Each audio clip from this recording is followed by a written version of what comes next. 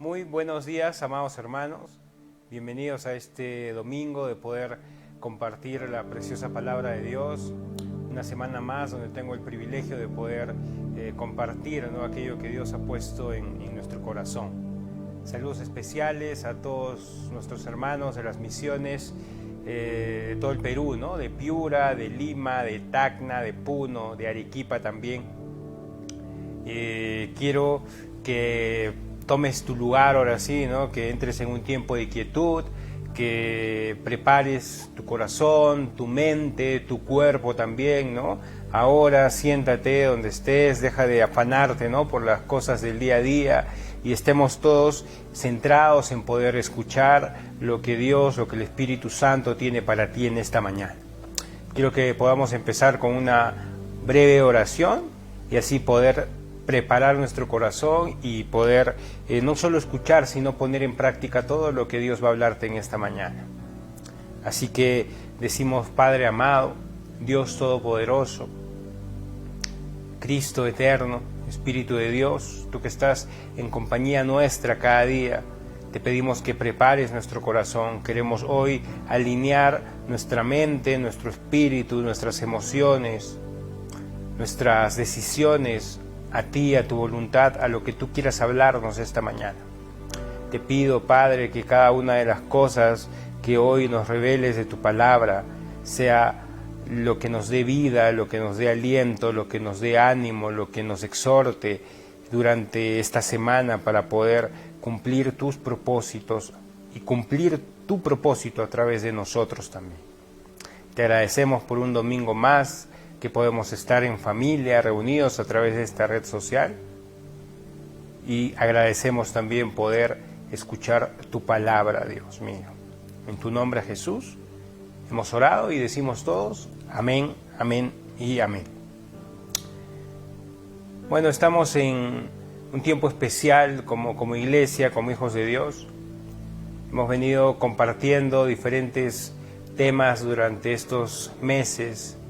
Y últimamente estamos hablando también respecto a la madurez, ¿no? Y podemos entender también estos últimos tiempos que estamos viviendo en base a los propósitos que Dios nos dio desde un inicio de año. Sabemos que cuando Dios nos da una palabra en un principio es para poder direccionarnos, para poder guiarnos a pesar de las circunstancias y a pesar, ¿no?, de las diferentes pruebas o dificultades que podamos afrontar. Ojo con eso. Entonces el día de hoy vamos a hablar, ¿no?, de un tema bastante práctico en la palabra de Dios y que muchas veces no lo entendemos en la magnitud que deberíamos entenderlo, ¿no? Hoy día vamos a ver la perspectiva bíblica respecto a la crisis que estamos viviendo y cómo podemos aprovechar, sí, lo has oído bien, ¿no?, aprovechar este tiempo de crisis, este tiempo de prueba para poder conseguir esa madurez, ¿no?, que Dios quiere en nosotros como sus hijos. Dejar de ser cristianos nominales, de nombre solamente o de fin de semana, y comenzar a ser personas cuyo corazón, cuya actitud, cuyo diario vivir demuestre esa integridad y esa fortaleza en Dios. Amén. Algunas anotaciones aquí que quiero compartirles. En primer lugar, ¿no?, estamos en un tiempo de pandemia. Creo que esto ya no es nuevo para ninguno de nosotros, pero el mundo va actualizando su información cada semana, nos va dando nuevos indicios, nuevos estudios, nos va dando a conocer nuevos alcances, incluso del futuro próximo y a mediano plazo que se viene en cada una de las naciones. Y lo que el mundo dice de nuestra situación cada día es algo más caótico. Y quiero comentarte esto, ¿no? ¿Qué es lo que el mundo dice de esta pandemia? Definitivamente las cifras en cuanto a los aspectos de salud no son nada alentadores, ¿no? Ni en nuestra ciudad de Arequipa y menos en otras ciudades, ¿no?, del Perú. Sobre todo el sur del Perú sigue viviendo la misma realidad y todavía seguimos en esa alta prevalencia, ¿no?, y esa continua alza en cuanto a la enfermedad y a la mortalidad que está causando, ¿no? esta pandemia en medio nuestro. No solo eso nos dice el mundo, las noticias, sino que la situación, ¿no? en cuanto al trabajo inmediato de muchas personas también es algo no muy alentador, ¿no? desde la perspectiva del mundo, obviamente. Como el mundo evidencia las cosas, ¿no? Para ello lo más importante es el estado financiero, y una de las cosas que ayer leía en uno de los periódicos más prestigiosos del país era que aproximadamente el 50% de peruanos está desempleado, que es algo verdaderamente, ¿no? terrible. Y en cuanto a las finanzas, ¿no? algo a mediano plazo que hacía un estudio, ¿no? económico, no tengo ahorita el nombre, pero lo que dice, ¿no? el alcance de este estudio es que Perú es el primer país, ¿no? con la mayor inflación, ¿no? en este tiempo, tanto así que hemos perdido aproximadamente, ¿no? el 30.5% de nuestro PBI. O sea, somos actualmente catalogados como la peor nación, ¿no? en el sistema económico y financiero, y que la recesión que va a vivir el país es la peor que hemos tenido en toda nuestra historia, y es la peor también a nivel de todo Latinoamérica. Y vivir, ¿no? bajo este contexto, vivir bajo estos principios, vivir bajo estas noticias, definitivamente no es alentador para nadie, ¿cierto? Pero ojo, y he puesto, ¿no? un preámbulo a todo lo que estoy diciendo. Esto es lo que el mundo dice de esta crisis. Esto es lo que el mundo evidencia de estos tiempos difíciles que estamos viviendo. Pero, ¿qué es lo que Dios tiene para nosotros? Definitivamente yo soy una persona que, al igual que ustedes, cree que una crisis y una pandemia no ha sacudido los cielos, ¿no? ni ha sorprendido a Dios. Sabemos que Dios tiene el control de todas las cosas, y que a pesar de lo que estamos viviendo, Dios va a seguir cumpliendo sus propósitos, sus preceptos, y sus mandatos van a ser infinitos, como dice la palabra. Pasará el cielo y la tierra con o sin pandemia, pero la palabra de Dios es algo que nunca va a pasar. Por lo tanto, los propósitos de Dios es algo mucho más alto y más válido para nosotros que lo que el mundo puede decir. Entonces, ¿qué es lo que Dios dice? Quiero basarme hoy, ¿no? en 4 versos que quiero darte a conocer, para comenzar a entender un poco más, ¿no? lo que Dios quiere hablarnos a través de este tiempo de crisis, y cómo podemos utilizar la crisis para provocar crecimiento en nosotros. Primera de Corintios 10:13. Si me ayudan a buscarlo, por favor. Primera de Corintios 10:13. Dice así: no os ha sobrevenido ninguna tentación, ninguna prueba, dice, ¿no? en otra versión, que no sea humana.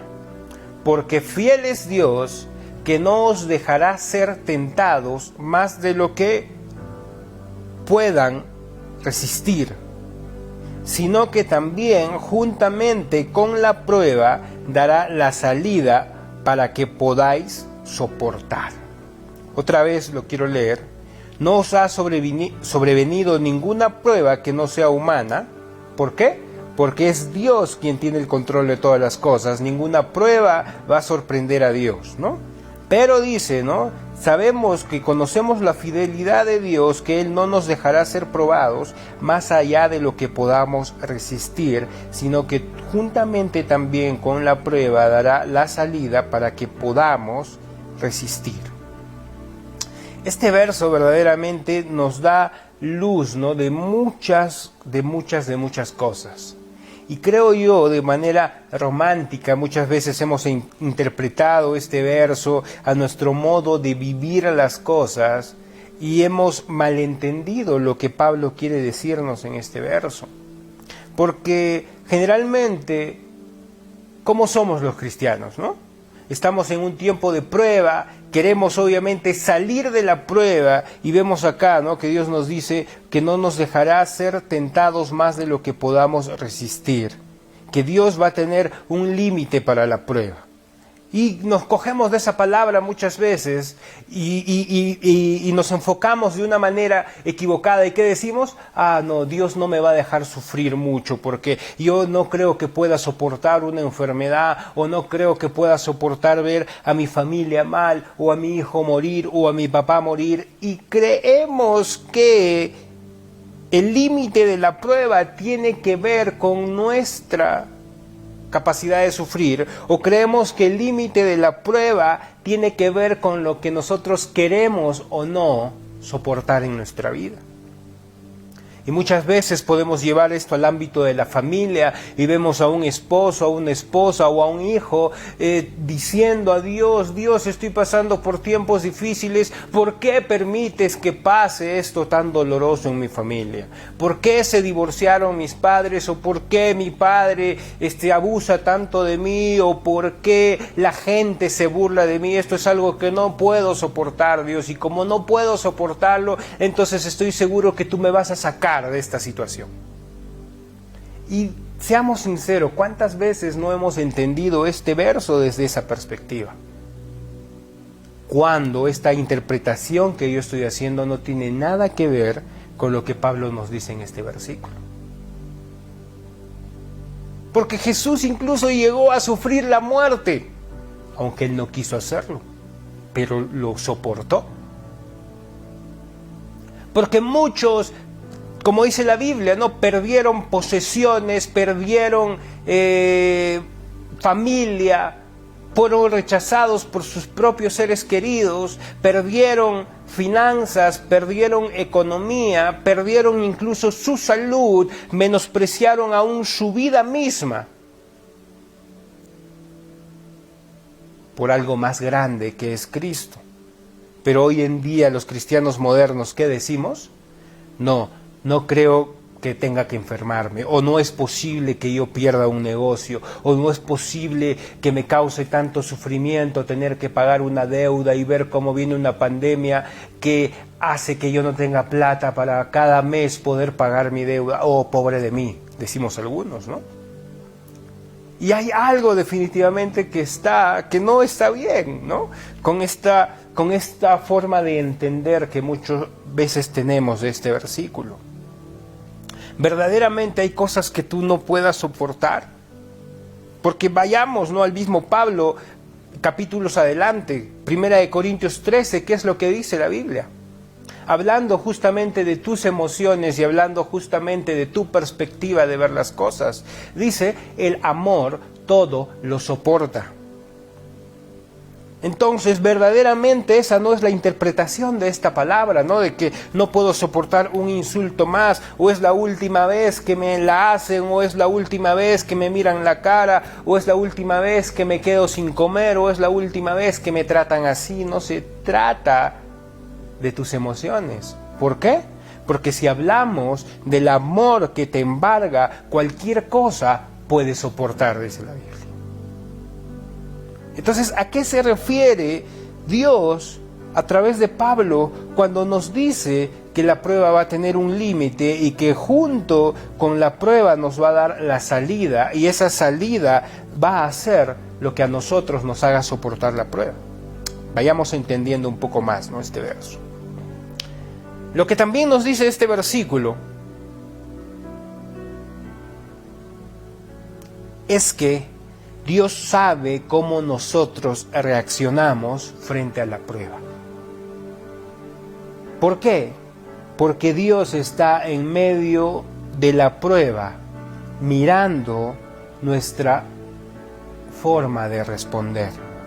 Por lo tanto, Dios sabe cómo nosotros reaccionamos a la prueba.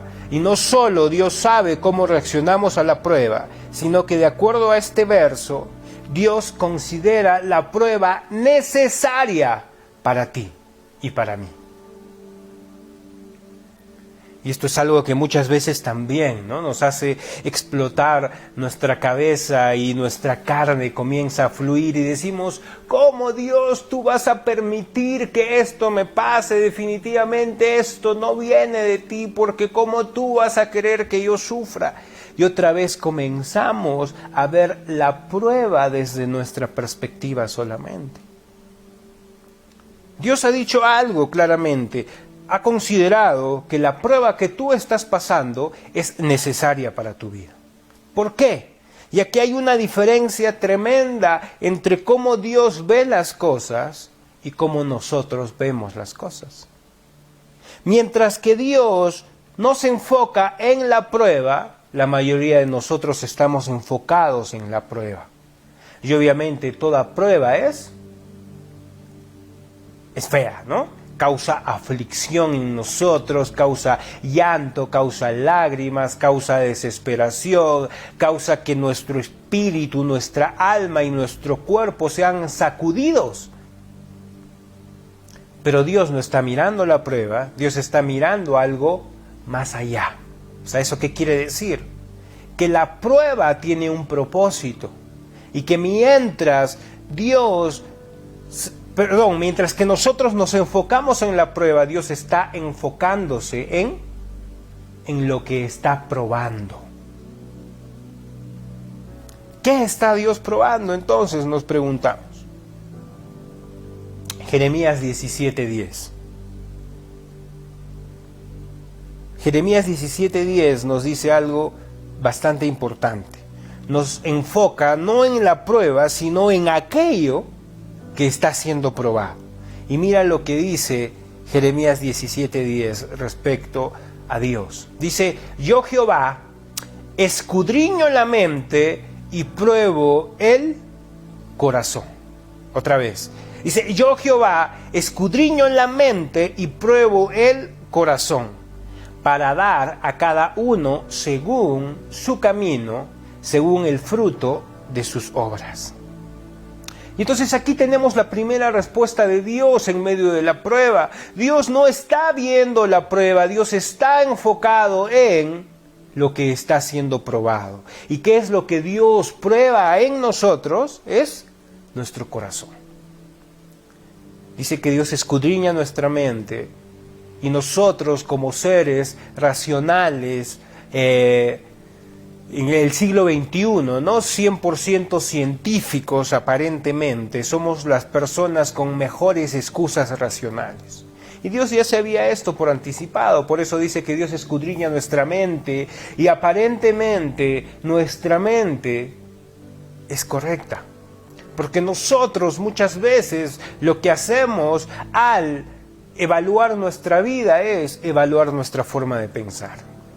Y decimos, no, pero me estoy portando bien y mis ideas son lógicas con mis conductas y yo creo en Dios y la otra vez hice esta acción porque quería ayudar a otro y esto parece que es bíblico, es más, Jesús también lo hacía y aparentemente no, al escudriñar nuestros pensamientos todo está ok. ¿Por qué? Porque encuentras las excusas perfectas para darle a tu pensamiento el sentido aparentemente correcto. Y Dios también te mira correcto según tus propios pensamientos, sabio según tus propias interpretaciones, y Dios dice, está bien, ¿tú crees correcto? Entonces probemos tu corazón, para que tú mismo te des cuenta cuál es tu condición. Dios nos conoce, dice la palabra. La prueba no es una evidencia para Dios, la prueba es una evidencia para ti, de cómo estás. Y de pronto a ese hombre que en su pensamiento aparentemente es íntegro, Dios lo pone en una situación que prueba su corazón, y esa prueba lo que hace es manifestar si ese corazón le pertenece a Dios o se pertenece a sí mismo. Y la prueba demuestra si ese corazón está detrás de Dios y de su voluntad o está solamente buscando lo que le conviene. Y aquí viene, ¿no?, una pregunta para todos nosotros. ¿Qué está sucediendo contigo en esta pandemia? esta pandemia, esta crisis, esta situación que estamos viviendo, la enfermedad por la que pasamos, las peleas por las que pasamos cada día, la discusión entre esposos, entre padres e hijos, la falta de dinero, la escasez en la economía o el aumento de tus ingresos, ¿qué está demostrando en tu corazón? ¿Hacia dónde se está inclinando tu corazón con las pruebas por las que estás pasando? ¿Están demostrando que estás arraigado a la voluntad de Dios o están demostrando que estás arraigado a tu propia voluntad? Y esto no es tan difícil de ver, ¿no es cierto? Porque como te dije, la prueba es una evidencia para nosotros mismos de cómo está la condición de nuestro corazón. Y de pronto empieza a escasear la comida, empieza a escasear la economía y nuestra primera respuesta es: oh, ¿por qué está sucediendo esto? No puede ser, ¿y ahora con qué pago mis asuntos? Mejor dejo de diezmar, dejo de apoyar a otros, guardaré más solo para mí porque la situación está difícil. Entonces, ¿qué te muestra la prueba? Que tu corazón estaba en tu confianza en el dinero y no tanto en confiar en Dios.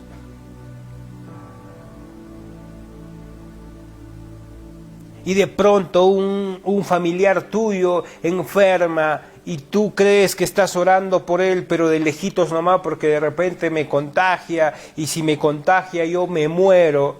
¿Y qué demuestra esa simple prueba en tu corazón? Que la confianza de tu salud está más en lo que tú puedes hacer que en tu confianza en Dios. Y que tu amor por tu prójimo tiene un límite. ¿Cuál es el límite? Tú mismo, obviamente, ¿no? Tu egoísmo. ¿Y qué más nos muestra la prueba? Que de repente el hombre que es la provisión del hogar mientras trajo dinero era la persona, ¿no? Que era admirada en la casa, pero ahora que está en su expresión perfecta, ahora que no tiene trabajo, ahora que no puede proveer como antes, es el discriminado de la casa. Entonces te muestra a ti hijo o a ti mujer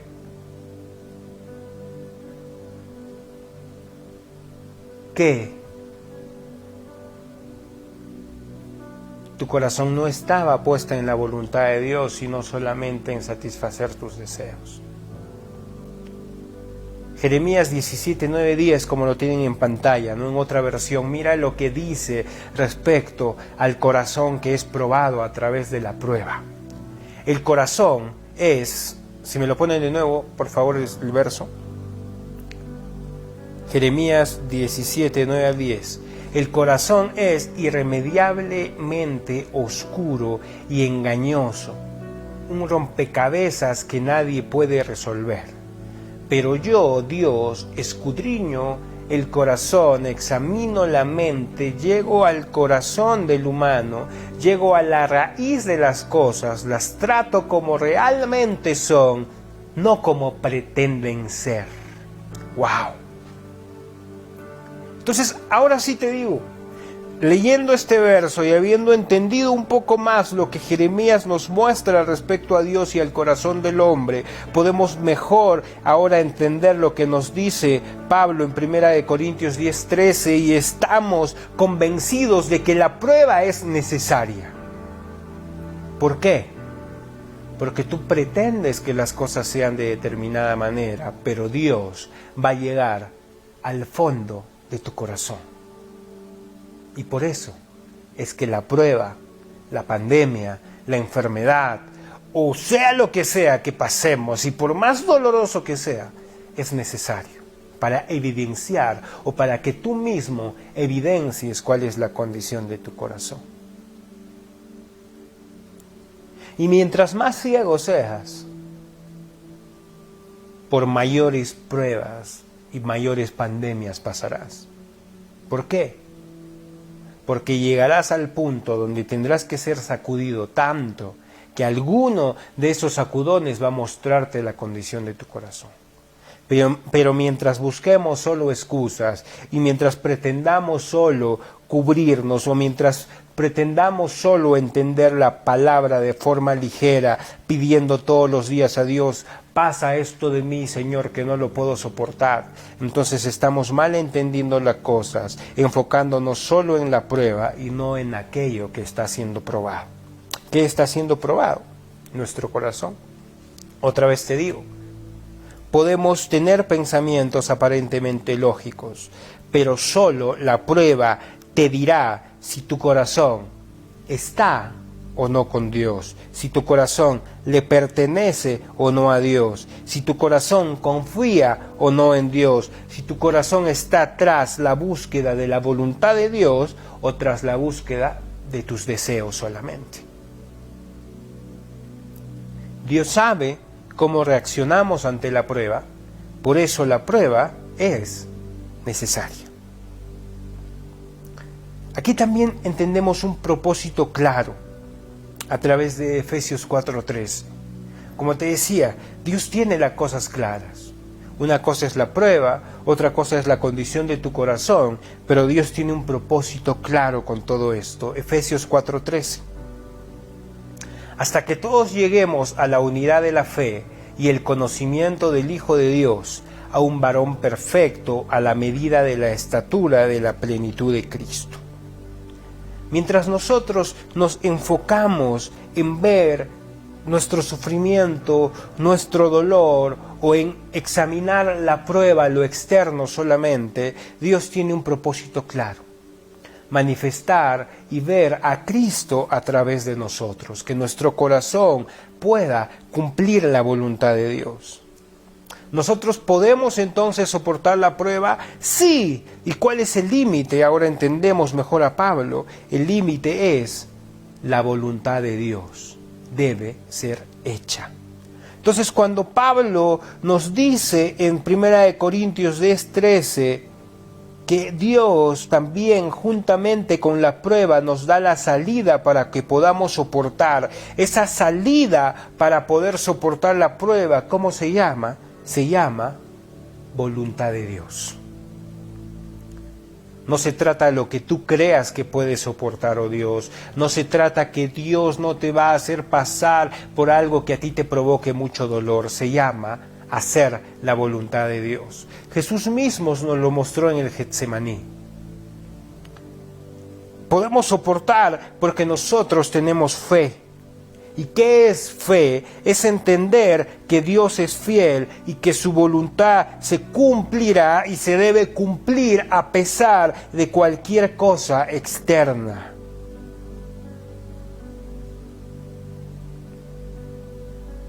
Fe no es hacer solamente cosas.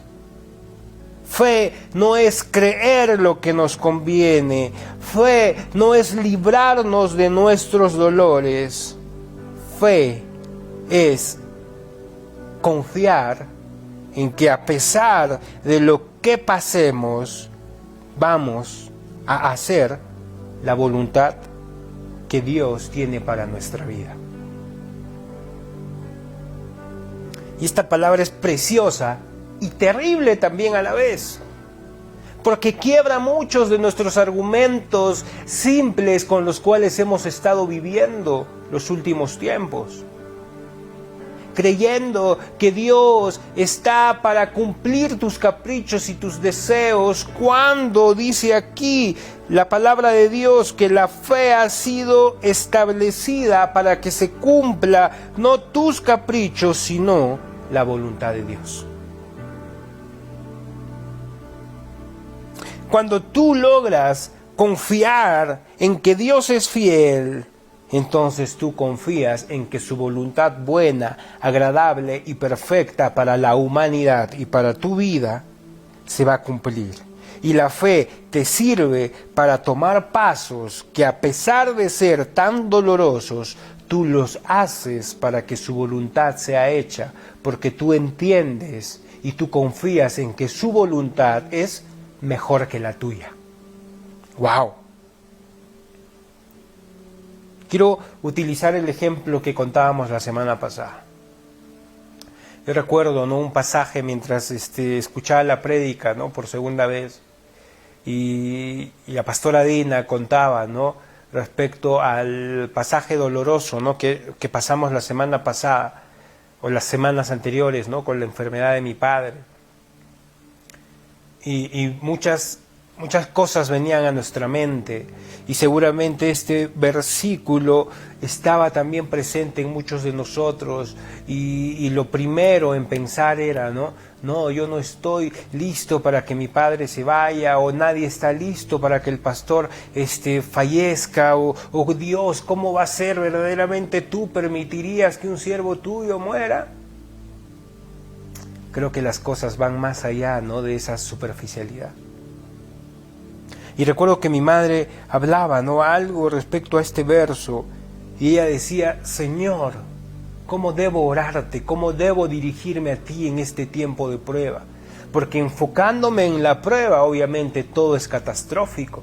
Tengo a mi esposo en el hospital, a punto de ser operado, con un problema, ¿no?, que es de vida o muerte. Lo único que viene a mí pensar es: ¿me lo quitas, no me lo quitas? ¿Qué será de mí? ¿Qué será de mi familia? Y enfocarte en la prueba verdaderamente no es la respuesta. Y ella dice algo, ¿no? Ella dijo que ella confiaba en la voluntad de Dios, y que lo que Dios le respondió en medio de su oración era: no me importa tanto la enfermedad, por así decirlo. No voy a parafrasear como para dar poco valor a nuestros sentimientos y a nuestros deseos frente a la voluntad de Dios. Ojo, entonces no lo tomen como que yo quiero menospreciar, ¿no?, el sentimiento o el sentir de alguien, porque no es así. Sino que lo voy a parafrasear en el sentido de que Dios tiene por suma importancia su voluntad antes que la nuestra. Entonces Dios le respondía esto a mi madre, ¿no?, en lo que ella nos contaba la semana pasada. Dios decía: no lo voy a sanar a tu esposo porque quieres, o no se va a morir, digamos, ¿no?, tu esposo porque tú te quedarías sola y pobre de ti. Si no, decía Dios, ¿no?, y se lo dijo claramente a ella, sino que yo voy a mostrar mi gracia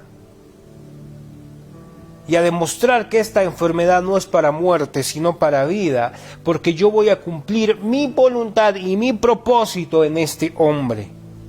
Y por lo tanto ahí mi mamá entendió, ¿no?, una palabra de parte de Dios, y ella decía: esta enfermedad, sea que pase o sea que no, sea que se opere o sea que no se opere, sea que sigamos sufriendo o que no sigamos sufriendo, no importa, pero lo que yo voy a confiar es que Dios va a cumplir su voluntad, y su voluntad es que el propósito en este hombre, en el pastor, en mi padre, se va a cumplir.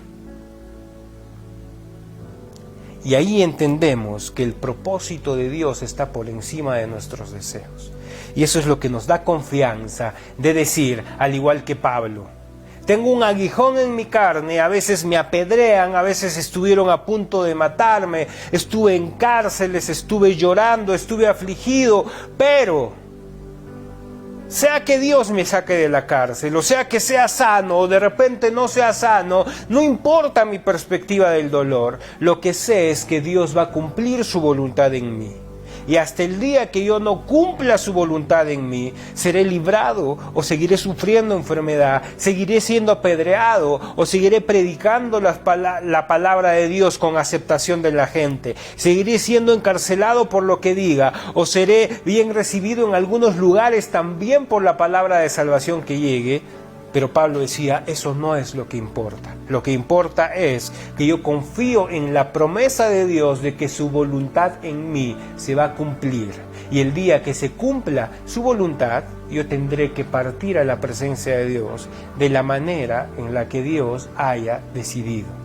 Y lo que nos hace soportar la prueba, lo que nos marca el límite de la prueba, es justamente que la voluntad de Dios sea cumplida en nuestras vidas, y eso es lo que nos hace soportar cualquier cosa que nosotros tengamos que pasar.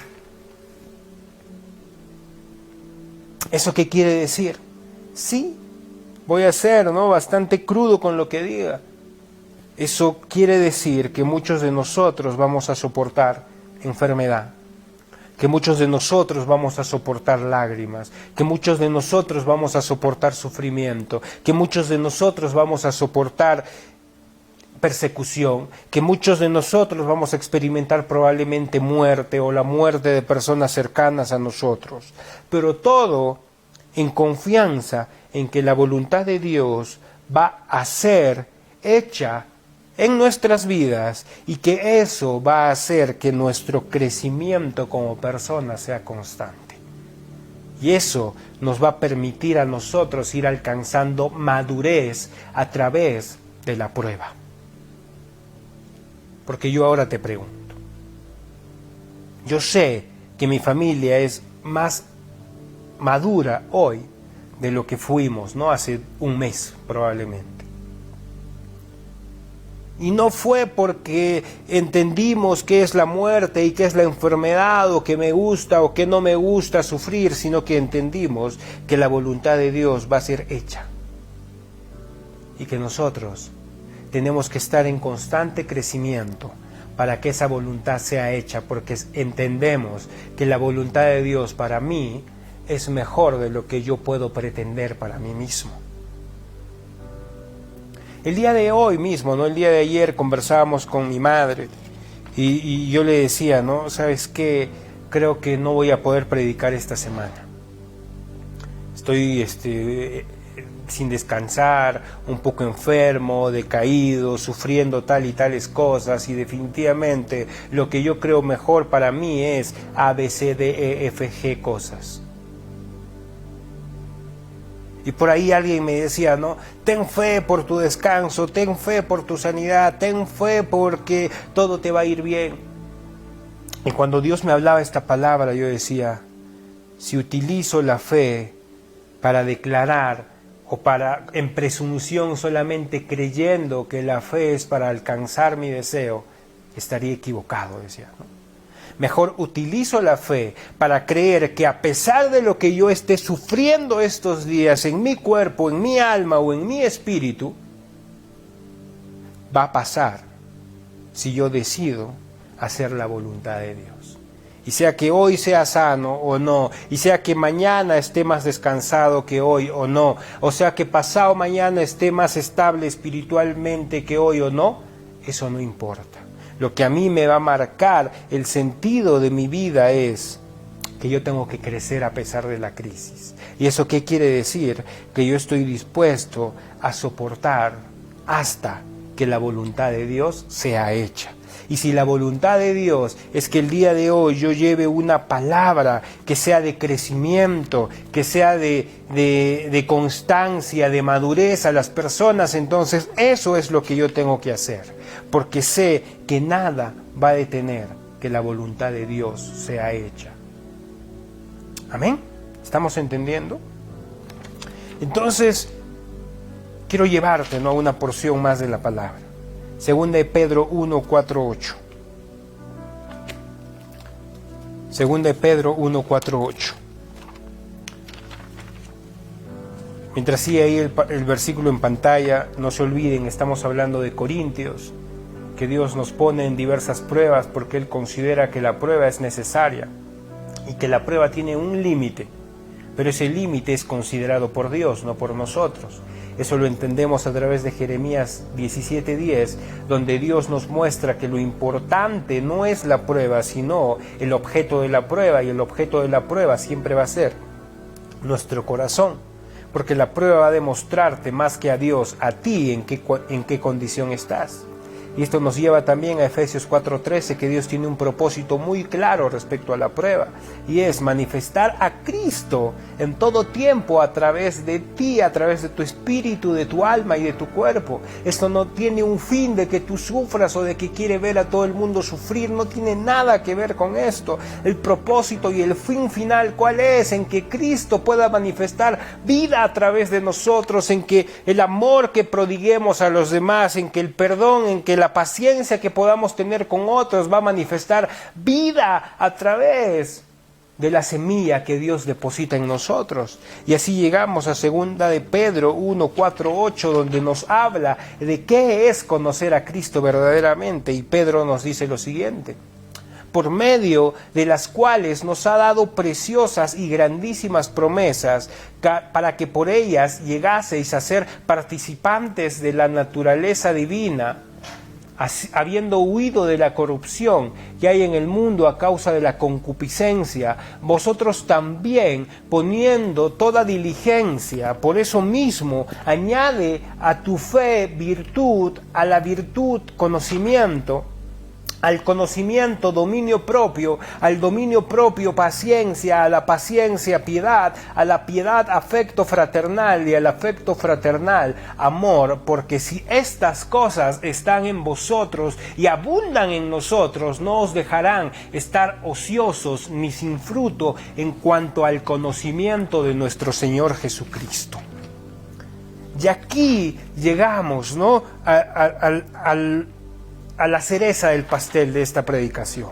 No se trata de la prueba, no se trata de que sufras, no se trata de que tienes que estar dispuesto a pasar por penalidades. Lo que se trata es que la madurez y el conocimiento de Cristo tiene que manifestarse a través de nosotros. Y el conocimiento de Cristo en nosotros no es teoría, dice Pedro, sino que es algo que se debe evidenciar a través de nuestra conducta.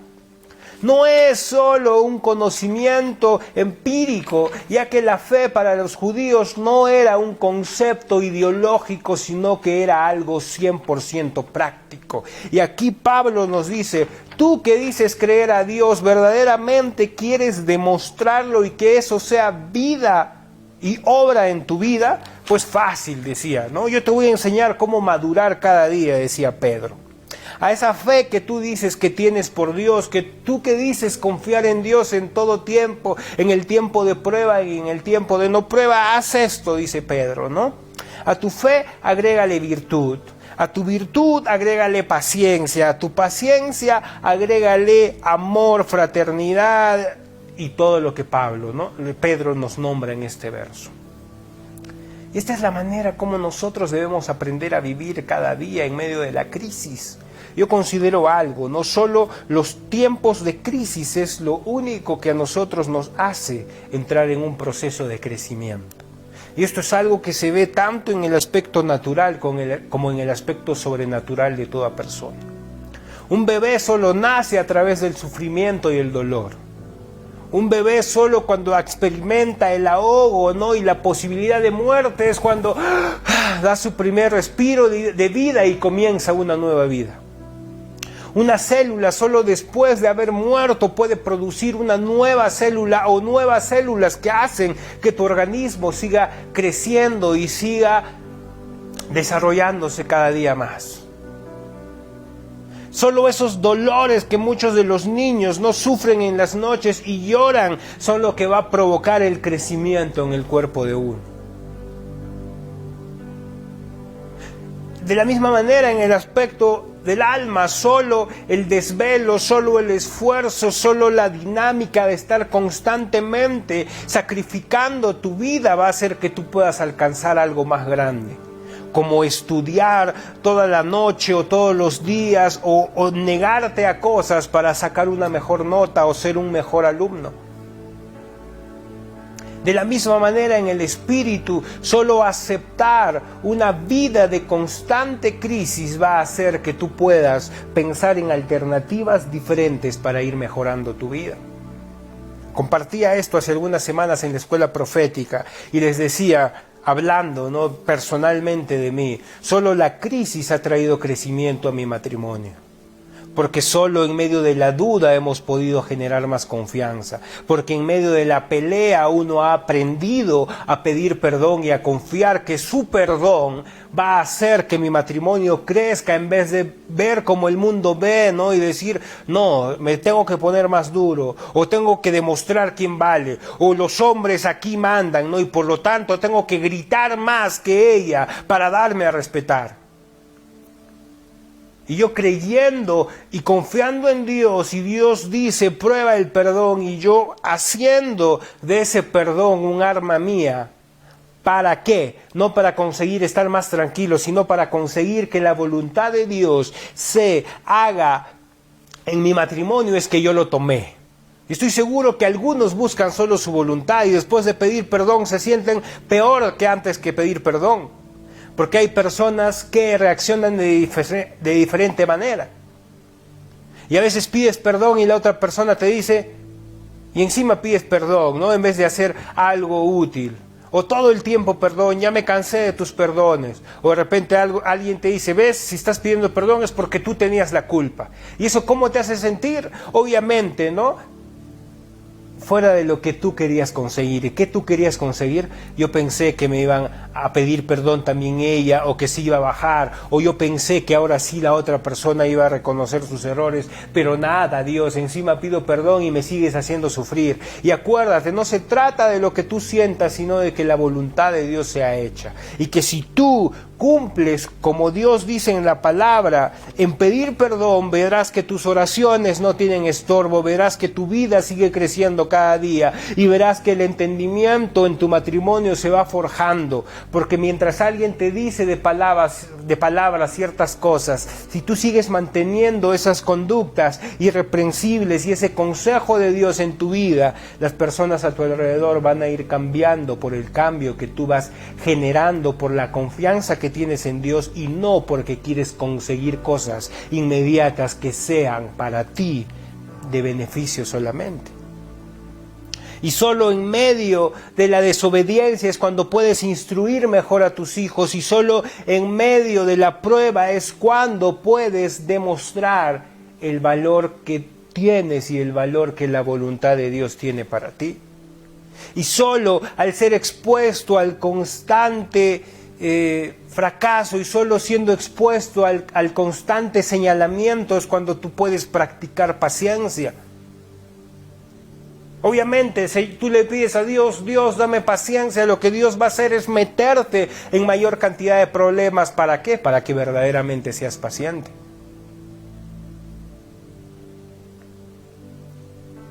Señor, dame confianza en ti. ¿Sabes qué va a suceder? Pues te vas a enfermar. ¿Para qué? Para que demuestres que confías en Dios. Señor, dame seguridad económica. ¿Sabes qué va a pasar? Vas a perder probablemente dinero y vas a tener que vender algo tuyo. Y ahí vas a ver si verdaderamente tu corazón está confiando en Dios o si tú vives engañado todo el tiempo pensando que eres cristiano, pero confías en lo que el mundo confía. En la economía, en tener más, en guardar más, en ganar más. Y otra vez te digo como al principio, estamos en tiempo de crisis, estamos en tiempo de pandemia, el mundo tiene algo que decir, pero Dios te está diciendo también algo a ti en esta mañana. ¿Qué te está diciendo? La prueba tiene un propósito, es que entiendas cuál es la condición de tu corazón. Es que entiendas también que la voluntad de Dios tiene que ser más importante para ti que hacer tu propia voluntad. Es que entiendas que Dios tiene las cosas muy claras desde el principio y que Él lo que te ha prometido y llevarte a ser como Cristo, Él lo va a cumplir. ¿Y cómo va a suceder esto? Que a través de cada día enfrentar diferentes pruebas, tú vas a poder ir manifestando fruto que sea digno de un conocedor de Cristo. Y vas a poder poner virtud a tus palabras, poner paciencia en los tiempos de dificultad que pases, poder poner palabras mansas en medio de la pelea en la cual te encuentres, poder poner perdón en medio de la ofensa, poder poner amor en medio del odio, poder poner amor fraternal en medio de la discusión y de la división. Y es así como nosotros, como hijos de Dios, podemos aprovechar los tiempos de crisis para madurar y asemejarnos más a Él y hacer su voluntad antes que la nuestra, y dejar de ver las cosas como el mundo las ve y comenzar a hacer verdaderamente la iglesia que Dios quiere que seamos. No por algo también Dios dice en la palabra que al final de los tiempos, cuando en el mundo sobreabundaría el caos y el pecado, en su iglesia sobreabundaría la gracia y el crecimiento. Y creo yo que la iglesia solo puede llegar a ser digna, amante de un único Dios, limpia, santa y sin arruga, cuando es sometida a constante prueba. Y esto quiere decir que los tiempos finales, los más difíciles, los más caóticos, va a ser lo que a la iglesia nos va a servir para ser la mejor iglesia que jamás ha existido. Amén. Y yo quiero orar este tiempo por ti. Quiero terminar esta predicación. Y como te dije desde el principio, yo quiero vivir, como dice Corintios 13, ¿no? En esperanza, creyendo que la voluntad de Dios es buena, en amor, sabiendo que aún en tiempo de crisis somos consolados porque Dios conoce nuestras reacciones, en fe, sabiendo que podemos confiar en Dios todo el tiempo. Pero eso no quiere decir que vivamos engañados, creyendo que todo va a ser color de rosas o creyendo que nuestro crecimiento va a ser solo un crecimiento de conocimiento y de teoría. No sé la prueba que estés pasando, pero yo te aseguro que Dios no va a probarte más allá de lo que puedas soportar. ¿Y eso qué quiere decir? Que yo estoy seguro que tú vas a poder cumplir la voluntad de Dios en tu vida, en tu familia, en tu iglesia, en tu localidad, a pesar de las dificultades que vamos enfrentando cada día. Amén. Ora conmigo y di: Padre amado, Dios poderoso, hoy creemos en tu palabra, Señor. Estamos expuestos a escuchar la voz del mundo, la voz de hombres, la voz de predicadores, pero hoy hemos escuchado directamente lo que tu palabra dice.